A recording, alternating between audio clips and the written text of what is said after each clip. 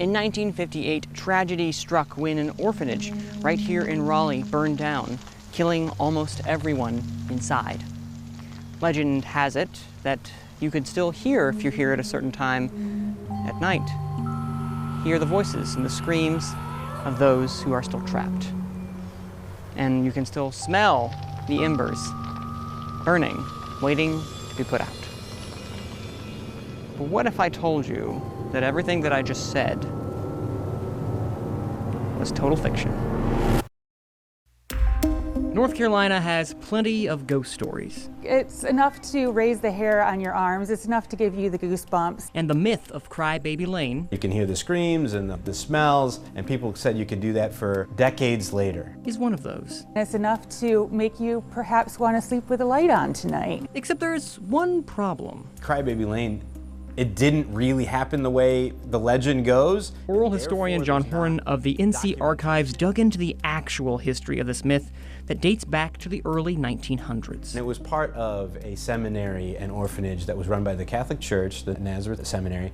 This place did catch on fire 3 times over the years, and I will say in all 3 of these fires, nobody died as a result of the actual fire. See, records show that in 1905, 1912, and 1961, the Nazareth Orphanage suffered 3 distinct fires, with the 1905 fire resulting in 3 individuals being seriously hurt from jumping from the roof to escape the fire, with some reports claiming that 1 died from internal injuries later.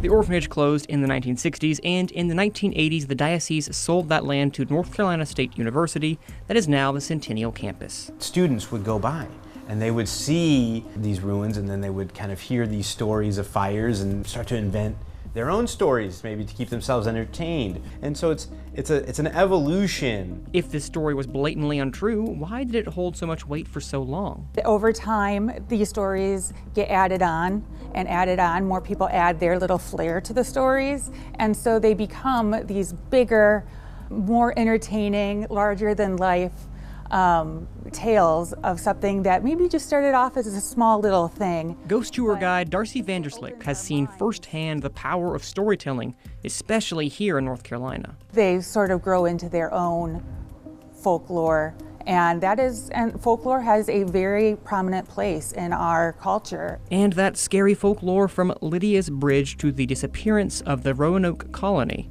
is found everywhere. In terms of geography and in terms of time, it's ingrained in the DNA of the state. However, for this instance, Crybaby Lane has more fiction than fact in its tale. But that doesn't mean you can't enjoy its haunting legend with the lights on. In Raleigh, I'm Manning Franks, WFMY News 2.